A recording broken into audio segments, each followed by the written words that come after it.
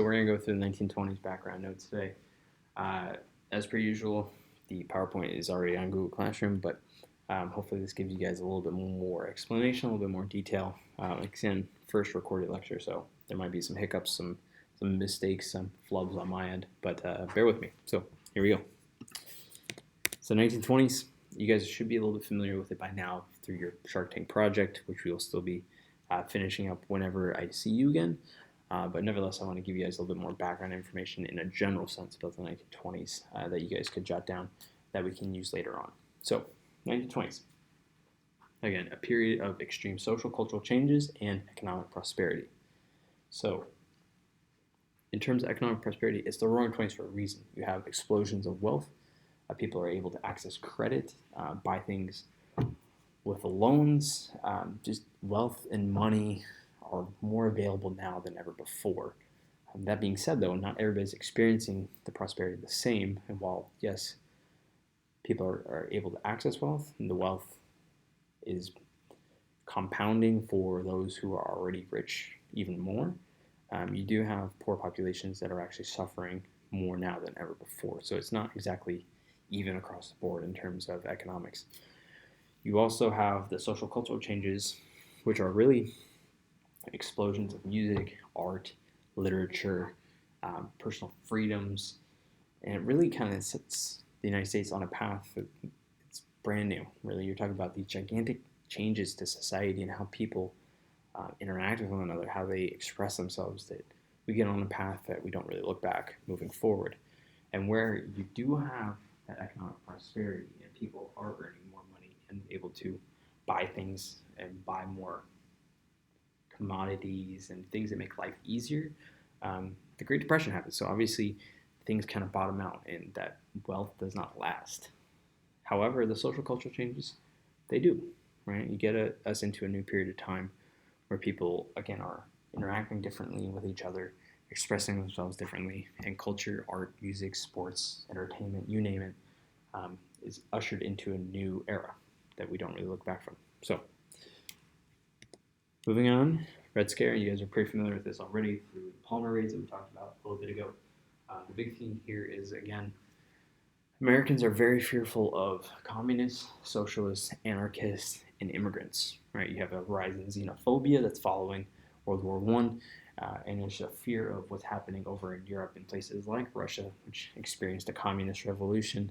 So Americans are very fearful of the spread of communism, socialism, anarchy, and what that could mean for the United States.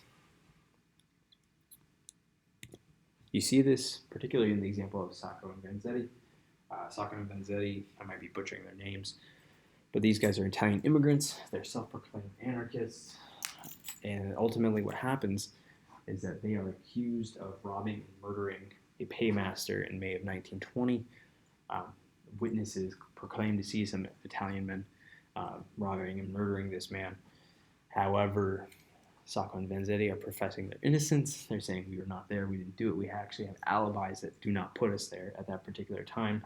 Nevertheless, people are riding a wave of hysteria. They're very worried, and these guys kind of get stereotyped into this role. So they're convicted, tried, and ultimately executed anyways, despite their innocence. So the famous quote here is Vanzetti saying, "In all my life, I've never stole, never killed, never spilled blood. We were tried during a time when there was hysteria of resentment and hate against the people of our principles, against the foreigner. I am suffering because I am a radical, and indeed I am a radical. I have suffered because I was an Italian, and indeed I am an Italian." So the big thing there is also understanding just because you're an anarchist does not make you a violent person or a dangerous person. It just means you can be somebody who's maybe thinking things that mainstream people are not, right? Maybe you're on the fringe talking about ideas that a lot of people don't buy into. But nevertheless, these guys kind of get wrapped into this whole fear of immigrants, fear of communists, anarchists, socialists, you name it, and they suffer accordingly.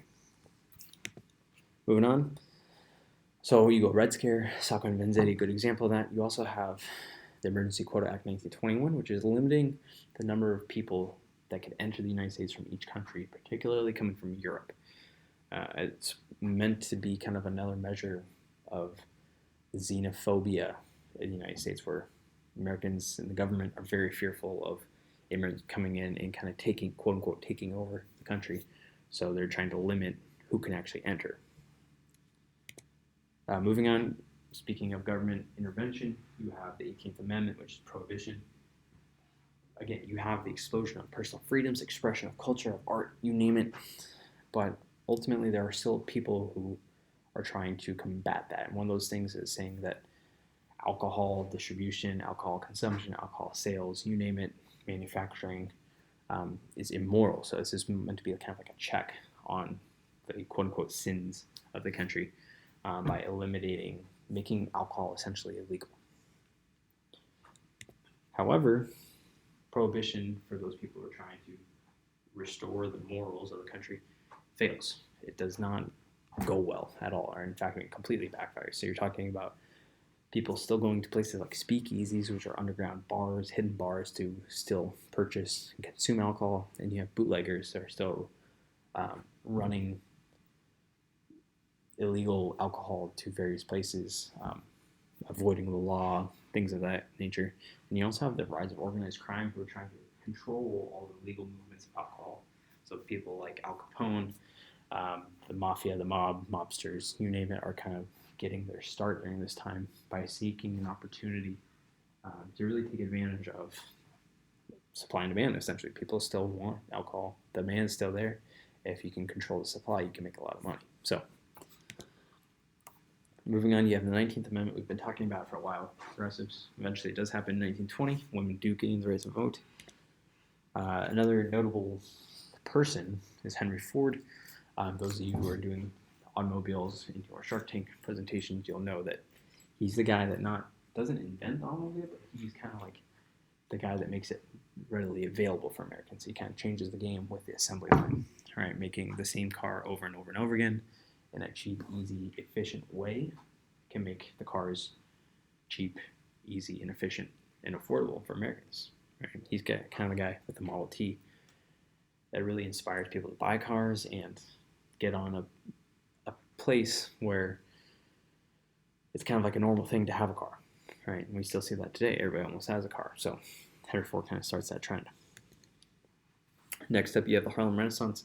This is an explosion of African-American artistic creativity during the 1920s, all centered in Harlem, New York. You have these forces of the Great Migration, where African-Americans are moving from the south to the north, and you have immigrants coming from the Caribbean, and just the meeting of people, ideas of creativity, see this explosion of art, music, literature, all kind of centered in Harlem. Really, it's kind of like the creative center of the United States during this time. So, from that, you're getting newfound popularity of jazz. So, where jazz does begin in New Orleans, early 20th century, it takes on a life of its own when it gets to Harlem. You're talking about Harlem Renaissance, right? You have actual famous jazz players of kind of wider spread audience, and you have far more listeners than ever before. So you have people like Louis Armstrong, who takes jazz to a whole new level, makes personal expression part of it, right? Makes it more of an art form than just music, and really becomes like a really well-noted musician in the process.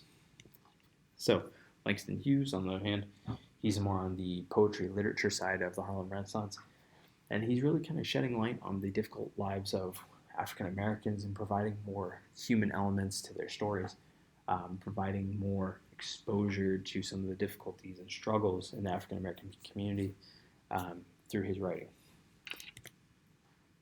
You also have people like Irving Berlin, who's a very notable American songwriter.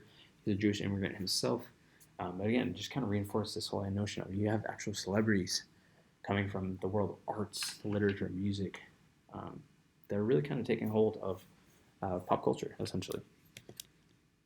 So how does economic prosperity impact America? Just to sum it up, again, you have kind of the creation of leisure time. Really, I mean, before this, people just kind of worked, went home, and then the next day they do it all over again. But now people are taking vacations for the first time. Entertainment, you have radios in almost every home. People are going to movies more than ever before. You have movie stars.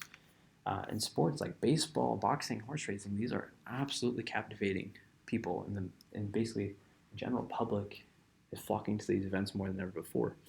And one of the ways they do so is through new products like the automobiles that make life just easier, right? You're able to get from point A to point B a lot easier, and it really kind of changes the game. In terms of social changes, again, more freedom for women. This is the era of flappers, of women kind of bucking the trend of traditional roles in the household, not being tied to husbands or children, but actually going out and expressing themselves as individuals. Prohibition, although it fails. You have the Scopes trial, which is about testing free speech and legal rights. You have a teacher who goes ahead and tries to teach evolution in a science class. He gets taken to court. The public kind of upset. Ultimately, he loses, but nevertheless, it starts a trend in education of how things should be taught, what's expression look like in public schools, etc. Again, immigration Red Scare. Americans very worried over communists, socialists, anarchists, so they try to contain the number of immigrants coming into the United States, the Emergency Quota Act. And then lastly, you have the Harlem Renaissance, again, explosion of music, of art, of literature, poetry, you name it, all coming out of Harlem. Political changes, just to wrap it up, 18th Amendment prohibition does not work. 19th Amendment, women's suffrage, women getting the right to vote in 1920. Emergency Quota Act, limiting immigration from European countries for the most part. The last couple things here. So you guys are going to get into learning about the 19 stock market crash. Why does it happen? What kind of effects does it have on the Great Depression? But in a general sense, just to give you some nuts and bolts, Black Monday, October 20th, 1929, the Dow Jones Industrial Average declines by nearly 13%. And the following day, which is the notable Black Tuesday, October 29th, the stock market as a whole is dropping nearly 12%. And by mid-November, so only like a few weeks later, the Dow had lost almost half of its value, and they would not see that rebound to where it was previously until 1954. Right? So you're talking about a gigantic collapse of the financial institutions in the United States, most notably the stock market. There's a video that I would have shown you, but we don't have time. Okay, so that is pretty much it. Again, there'll be stuff coming your guys' way in terms of the 1929 stock market crash online for an assignment, but outside of that, that's all I got for the 1920s. So please let me know if you have any questions, and I'd be happy to answer them.